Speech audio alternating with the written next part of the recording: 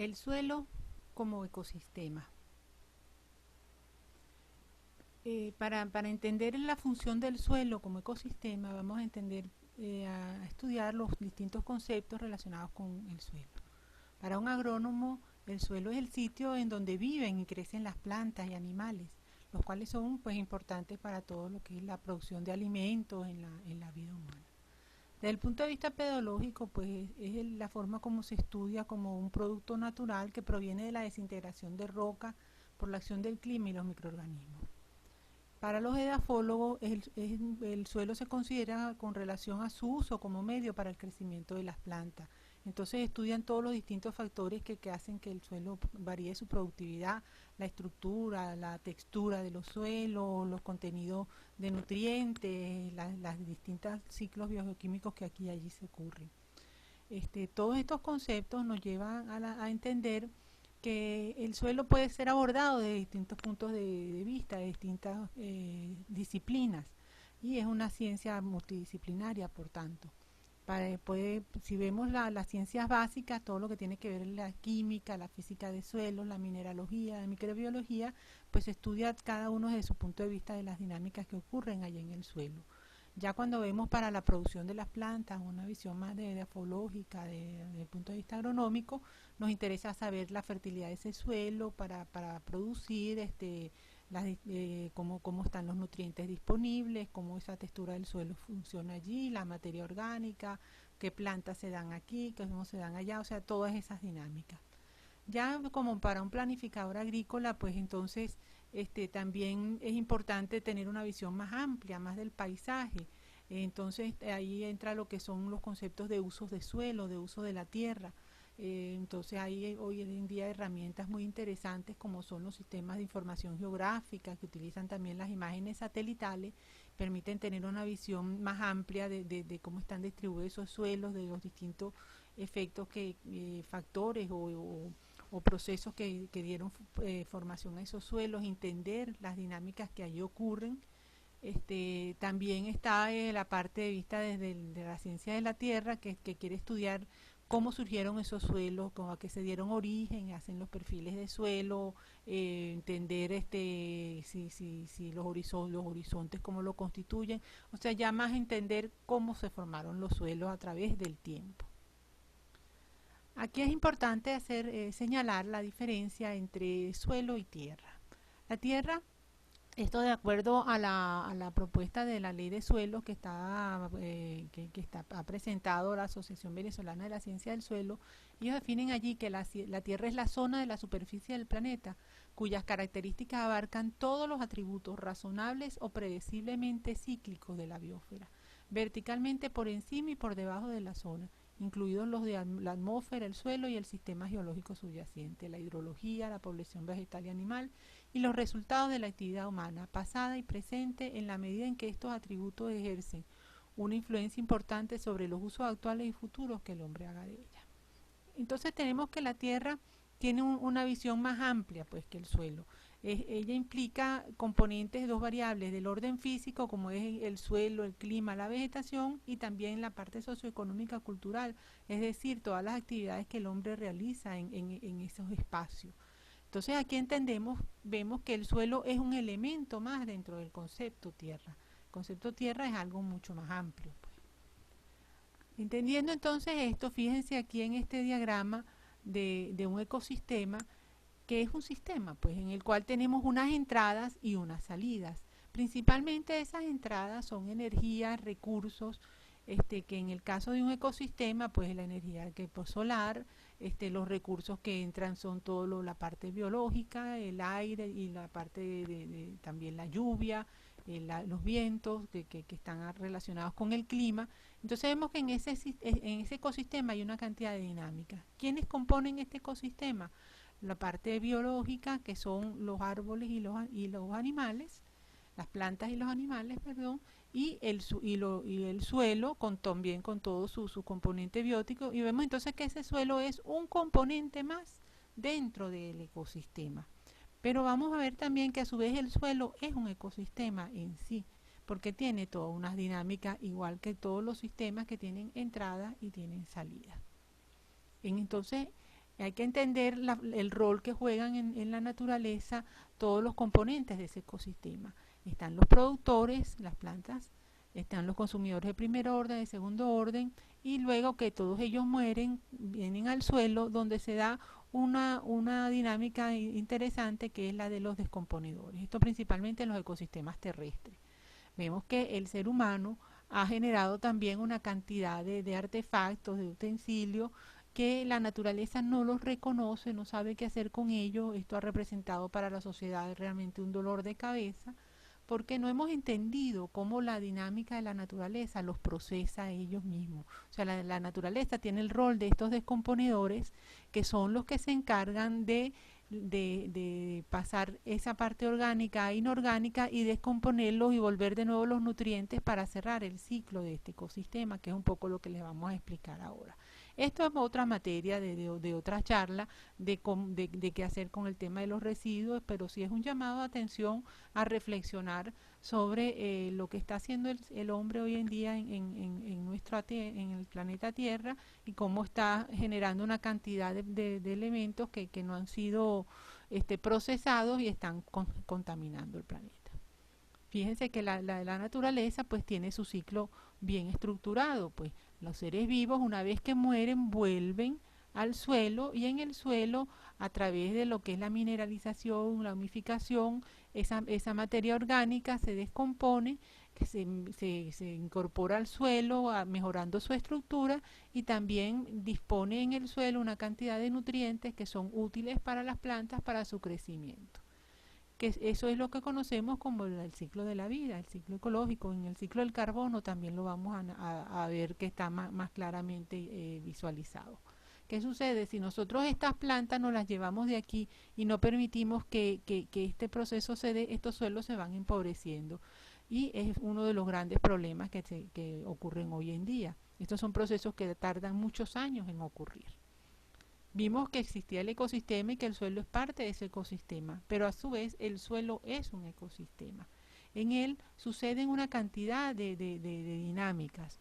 Por una parte, todo lo que es el biotopo del suelo, o sea, el suelo tiene unas características donde no hay ausencia de luz, la temperatura tiende a ser más estable, sobre todo en la medida que la profundidad sea mayor. Hay también una cantidad de interacciones que ocurren entre esa materia orgánica que se incorpora al suelo y todos los organismos que están allí, que tienen unos roles de productores, de consumidores, de descomponedores. Ellos van a ser los detrívoros también. Tienen toda una cantidad de funciones que van a ayudar en la nutrición de las plantas, que luego utilizan esos nutrientes en el suelo para cuando veamos en el ciclo del carbono. Entonces estas plantas van a tomar el dióxido de carbono que está en la atmósfera, ese carbono lo van a transformar en biomasa y van a liberar oxígeno, que es importante para la vida de los animales, de los seres vivos. Y ese carbono se incorpora como biomasa, y ellos, a través de la fotosíntesis, van lo que son los productores primarios. Luego, cuando ellos mueren, ese carbono se incorpora al suelo, y a través de la mineralización, esa parte orgánica se va a transformar en inorgánica, y vamos a tener, por la actividad de los organismos del suelo, los microorganismos, y vamos a tener la disponibilidad de una cantidad de nutrientes para que las mismas plantas lo puedan utilizar, y los mismos organismos que allí viven. Entonces es un ciclo que debemos de conocer y entender para poder contribuir a que no se rompa ese equilibrio. Cuando empezamos a analizar entonces este componente de suelo, vemos que es un sistema que tiene tres fases: una sólida, líquida y gaseosa. Y a su vez tiene cuatro componentes: la fracción mineral, una fracción de agua y de aire, y la fracción orgánica. La fracción mineral es la más grande, que vamos a analizarla en unas charlas posteriores, así como la parte orgánica, y la fracción de agua y de aire, que es un poco como están estructuradas estas charlas que estamos dando en la materia Ciencias del Suelo, ofreciéndolas para los estudiantes de la Escuela de Biología de la Facultad de Ciencias de la Universidad Central de Venezuela. Es importante que conozcan entonces cómo funciona ese suelo. Como habíamos dicho, pues sin considerar aquí la parte de agua y de aire, vemos que tenemos una fracción mineral y una fracción orgánica. Esta parte orgánica que es tan pequeña, a su vez está compuesta por una materia orgánica que es la parte orgánica muerta, esas plantas, esos animales que han muerto, es lo que conocemos como materia orgánica, pero hay una fracción que está viva, que es la compuesta por las raíces de las plantas y por la fauna allí presente, que es lo que se conoce como edafón. De ese edafón, esta pequeña parte, tenemos entonces, en el caso de la fauna, que está compuesto principalmente por bacterias, hongos y algas, es lo más numeroso, seguido de lombrices, mesofauna y otra microfauna. Esto también va a ser motivo de otras charlas en este ciclo que estamos dando. ¿Qué es importante señalar aquí? Que los nutrientes para las plantas provienen principalmente de esta fracción mineral y de esta materia orgánica que está aquí muerta, que va a aportar esta cantidad de nutrientes a esos suelos. De allí la importancia de entender el rol de estos dos componentes en los suelos. Vemos entonces que de dónde vienen, como les explicaba anteriormente, los elementos esenciales utilizados por la planta. Bueno, un 98% proviene de esos restos orgánicos. Son los que representan una reserva nutritiva y que viene entonces en el caso de la fracción mineral que les explicaba, por meteorización de la roca, y en el caso de la parte de la fracción orgánica, por el proceso de mineralización, que es aquel en el cual, mediante la acción de los microorganismos, la fracción orgánica pasa a ser inorgánica, es decir, se descompone y quedan todos esos nutrientes disponibles para el uso de los microorganismos que están en el suelo y para el uso de las plantas. Entonces estos dos van a usar y contribuyen a lo que es este ciclo de la vida. Aquí vemos también lo que les explicaba del ciclo del carbono, que entonces la planta, a través de la fotosíntesis y del dióxido de carbono que se encuentra en la atmósfera, absorbe ese carbono, lo transforma en biomasa y libera oxígeno. Y absorbe los nutrientes que han sido incorporados en el suelo por la acción de los microorganismos en el proceso de descomposición de la materia orgánica. Entonces es un ciclo que es importante, y si nosotros rompemos ese ciclo en una parte, estamos generando un desequilibrio. Esos nutrientes en los suelos están disponibles para las plantas, principalmente en aquel que está absorbido en las partículas coloidales del suelo, y en menor cantidad lo que está en la solución acuosa del suelo. Fíjense de lo que hablábamos anteriormente, el tema de la disponibilidad del ciclo del carbono, el rol que juega el suelo, como hoy en día que se habla del cambio climático, como un elemento importante, un componente de los ecosistemas donde se almacena el carbono. ¿A través de qué? A través de las raíces de las plantas, a través de todos los microorganismos que también están allí presentes. Fíjense en este flujo, vemos cómo se distribuye el carbono, como le hemos explicado en los distintos componentes de las plantas, que una vez que mueren, pues pasan a la materia orgánica del suelo y quedan allí en el suelo retenidos como esa fracción de carbono. Hay otra parte que pues es utilizado también por los seres humanos para su alimentación o para la producción de distintas en la agroindustria, pero hay una pequeña fracción que sí queda retenida en el suelo y se transforma luego en lo que es el humus estable, que es el proceso de humificación y mejora la estructura de los suelos. Eso se les va a explicar también en otra charla sobre todo lo que ocurre con la materia orgánica en los suelos. Pero es allí donde queda gran parte de reserva del carbono orgánico secuestrado, y de allí la importancia también de la incorporación de la materia orgánica en los suelos. Cuando analizamos los suelos en los países tropicales, nos fijamos que los suelos dependiendo del contenido de materia orgánica que tengan presente, se pueden clasificar en suelos orgánicos o en suelos minerales. Aquellos suelos que tienen menos de 20 o 30% de materia orgánica se dice que son suelos minerales, y aquellos que tienen mayores contenidos, a un 30% de materia orgánica, pues se habla de que son suelos orgánicos. En los países tropicales, por las altas temperaturas y las dinámicas que dan en el trópico, se dice que tienen unos contenidos más o menos entre 2,5 y 3% de materia orgánica. es decir, están alojados en suelos generalmente minerales con muy pocos contenidos de materia orgánica, salvo algunas excepciones dependiendo de las características de los ecosistemas, como pueden ser, por ejemplo, los manglares. Cuando entonces estamos estudiando el suelo, empezamos a analizarlo ya de una manera más taxonómica para entender cómo los clasificamos, cómo lo estudiamos, qué características tienen. Ya los edafólogos vienen estos conceptos. El concepto del paisaje, que es todo un área que tiene distintas unidades diversas, pero que en su conjunto tienen un mismo componente. Podemos hablar entonces, por ejemplo, de un paisaje, de un llano, de montaña, de una colina también, o podemos hablar de paisajes urbanos, dependiendo si allí está el componente humano más desarrollado, pues. Entonces, en la parte agrícola, sobre todo, definimos un área más o menos que tengan una misma característica, pero cuando empezamos a afinar nos damos cuenta también que dentro de esa área vamos a ver algunas diferencias que vamos a definir esas unidades morfoedáficas, que son caracterizadas por una categoría de suelos cuyas prioridades varían dentro de estrechos intervalos. O sea, es una unidad geomorfológica constituida por polipedones. Decimos, por ejemplo, dentro de este paisaje observamos que hay más o menos una unidad que tiene pocas variaciones, es más o menos uniforme. Y queremos hacer un estudio pues de suelo de eso. Cuando vamos a hacer un estudio de suelo, dividimos entonces como estos parches y cada uno de estos hacemos lo que se llama un muestreo, una muestra compuesta, es decir, tomamos distintas muestras en distintas partes con distintos diseños de muestreo y eso lo mezclamos y es lo que es una muestra compuesta y que llevamos luego a los laboratorios para los análisis físicos y químicos y biológicos. Eso es lo que denominamos un polipedón. Sin embargo, ya para hacer el análisis de campo, lo que se estila es buscar el pedón. ¿Por qué? Porque el pedón es el menor volumen que puede ser llamado suelo y tiene generalmente esta forma poligonal. Es un área pequeña, no varía sino de 1 a 10 metros cuadrados.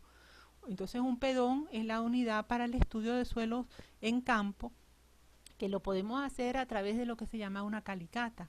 Una calicata, cuando el suelo es llano así, es un hueco que se abre que nos permite excavar y ver esto que denominamos perfil de suelo, donde están distribuidos los distintos horizontes que nos van a permitir analizar y entender cómo ha sido formado ese suelo y qué características tiene ese suelo. También a veces en vez de abrir una calicata encontramos que han hecho carreteras o hay un derrumbe o hay una montaña que nos permite ver estos distintos horizontes. Y de esta manera, a través de lo que denominamos un perfil de suelo, hacemos el estudio del suelo.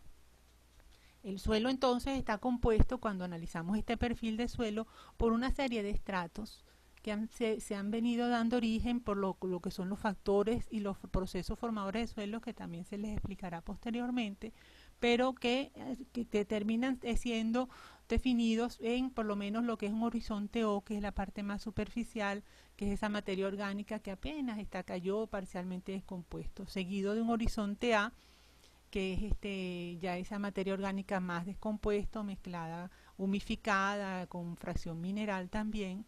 A veces ocurre un horizonte E, que es un horizonte de eluviación, en el cual este horizonte se perdió muchos de sus componentes y se fueron a este horizonte B y queda así aclarado, ¿no? Esto es lo que conocimos entonces como el horizonte B, que es un horizonte de transición entre el horizonte A y el horizonte C, en el cual vemos ya que hay también partículas de lo que es la roca madre.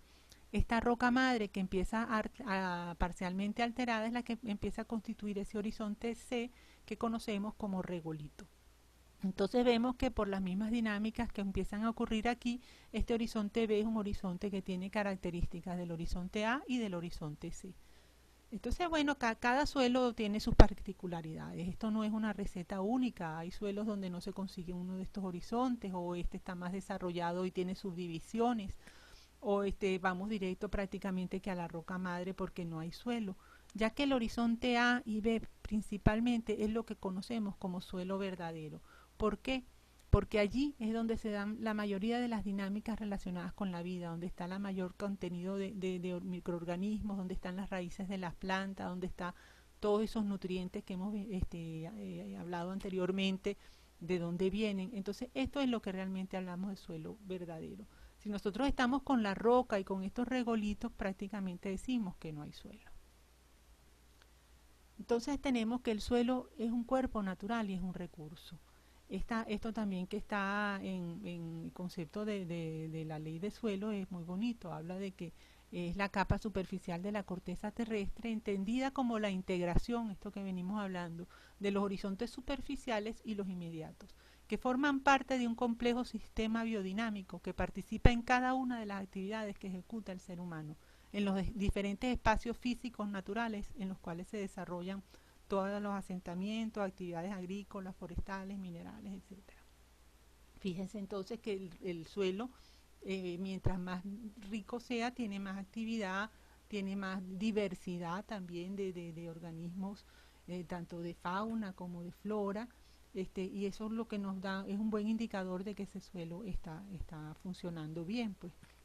Después vamos a ver la contribución de cada uno de todos estos organismos en las distintas dinámicas de los suelos y también las distintas fracciones que constituyen estos horizontes, la parte mineral y la importancia de los espacios de aire y de agua. Entonces, de estos horizontes es importante definir lo que es un horizonte genético. El horizonte genético es aquel que es el resultado de la evolución del génesis del suelo a partir de un material originario. Son las capas, distintas capas de disposición horizontal, esto que hemos hablado, horizonte A, horizonte B, horizonte C, y es una unidad de descripción y de muestreo dentro del pedón. el que se utiliza para la descripción de los suelos y para los análisis. Normalmente entonces empieza uno a definir cuántos horizontes están, qué características tiene, se hacen análisis del color, de la textura, de la estructura que caracteriza esos suelos, de la actividad biológica allí presente. Y fíjense que los suelos varían, pues por ejemplo esto es un suelo de un pastizal y un suelo de un bosque, tienen distintas características. Y entonces los edafólogos se encargan pues de la descripción y del análisis de todas estas características. En cuanto se da la materia, se hace una actividad práctica en la cual se van a unos horizontes y se hace toda esa descripción que ayuda, por supuesto, a entender mucho mejor en todos los bemoles que hay entre estos horizontes y esa clasificación. Eso nos sirve luego para llegar a entender lo que son los horizontes diagnósticos, que ya entonces son horizontes que se utilizan para entender la parte taxonómica, para darle un nombre, para una vez que se analizan todos esos procesos, entender qué ha pasado allí y analizan principalmente cómo se formaron esos suelos y si existe la existencia de un epipedón en la parte superior y de un endopedón. Para esos análisis de estos horizontes diagnósticos utilizan hacer lo que llaman estas muestras que toman de los suelos que lo llaman monolitos. Agarran de esos perfiles, como vimos que se toman del suelo y hacen estos montajes con los monolitos y se hace toda una descripción de dónde estaba ubicado, de cómo es la característica de los horizontes de las superiores e inferiores, es decir, del epipedón, del endopedón, la presencia de materia orgánica, de arcillas, de cantidad de compuestos. Entonces, como resultado de esos análisis de laboratorio y de campo, hacen una descripción taxonómica y le ponen nombre a esos suelos. Hay inclusive entonces unos museos de suelos bien interesantes. Yo puse aquí estos dos que me llamaron la atención. Uno es el Museo de Suelos del Mundo, que está en Holanda. Se puede entrar por esta página de internet y puedes accesar a distintos tipos de suelos del mundo y te sale toda la explicación de las características de esos suelos. También hay un museo de suelos del Departamento de Afología y Química Agrícola en Granada, España, más pequeño, pero también tiene esa información. Aquí en Venezuela, en la Facultad de Agronomía en Maracay, está también el Museo de Suelos de Venezuela. Está abierto al público, se habla con el Departamento de Suelos de Afología de la Facultad de Agronomía y pues, yo creo que que ahorita no se hacen casi visitas de campo, pero eso es una visita de campo muy productiva, que cualquier docente que la pueda promover y organizar, pues es una forma de conocer los suelos del país, de entender cómo se formaron, es realmente bien bonito y el que lo pueda visitar vale la pena. Bueno, ahí vemos entonces estos monolitos, que era lo que les explicaba, y ellos tienen, la taxonomía de suelos se deriva un poco analizando esto que eran los epipedones y los endopedones. Dependiendo del tiempo, de qué tanto se ha desarrollado ese horizonte, el suelo, lo que hablamos, esos horizontes A y B, entonces podemos hablar de unos suelos que son más meteorizados y unos suelos más jóvenes que donde prácticamente no hay suelo. Y tenemos todos estos nombres que son, que es bueno que se vayan familiarizando: entisoles, inceptisoles, molisoles, alfisoles, ultisoles. Eso. Y hablamos de pues regolito cuando lo que tenemos es no hay suelo, sino la roca madre ya un poco meteorizada, pero no está incorporado el componente orgánico en toda en esa dinámica, o sea, no hay horizontes A y B allí presentes. Fíjense aquí en este mapa de suelos de Venezuela, que es tomado de la séptima aproximación norteamericana, en los años 60 y 75, publicado por el Ministerio del Ambiente. Hay unas versiones más recientes que incorporan otro orden de suelo, pero ¿qué es lo interesante de ver en este mapa? En este mapa es interesante ver la relación que tienen los suelos con la vegetación. Vamos a ver este mapa seguido de de la vegetación, que lo paso los dos para que lo puedan ver. Y los suelos van a definir la vegetación que puede crecer en ellos, y igual relacionados con el clima también. Entonces lo que es el suelo, la vegetación y el clima están íntimamente relacionados. Aquí vemos, por ejemplo, según estas características, está en la zona de los Andes. Fíjense, esto es los llanos. También aquí, fíjense, esta es la zona del delta, que tiene unos ecosistemas bastante definidos.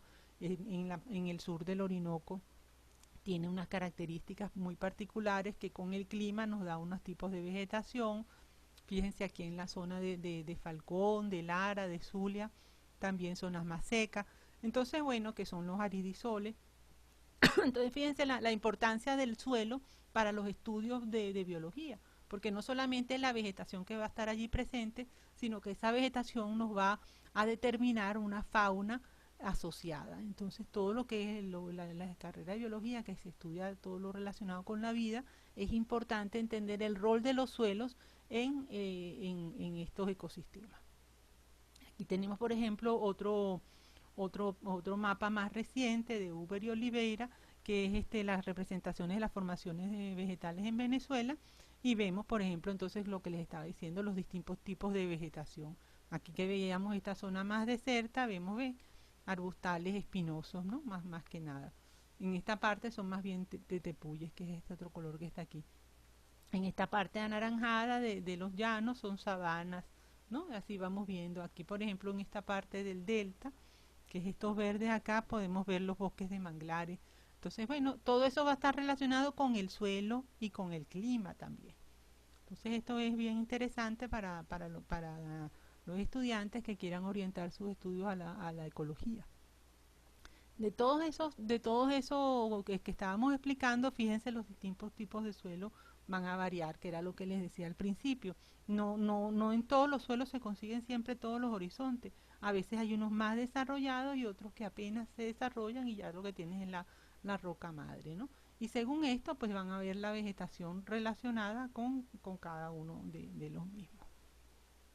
Bueno, finalizando, quería poner este escrito de Alfred Zink, que se llama Los valles, del libro Los valles de Venezuela, que dice: los valles tienen vocación de ser el huerto de Venezuela, de la misma manera que los llanos tienen vocación de ser su granero, así como los llanos bajos y la planicie meridional del lago de Maracaibo su corral.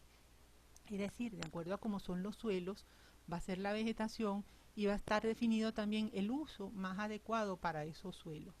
De allí la importancia también de la planificación, de entender lo que deben ser los planes de ordenamiento y uso de las regiones, que consideren las mejores aptitudes de los suelos y no aprovechar lo que la naturaleza nos ha dado y tener esa capacidad. Bueno, muchas gracias, hasta luego.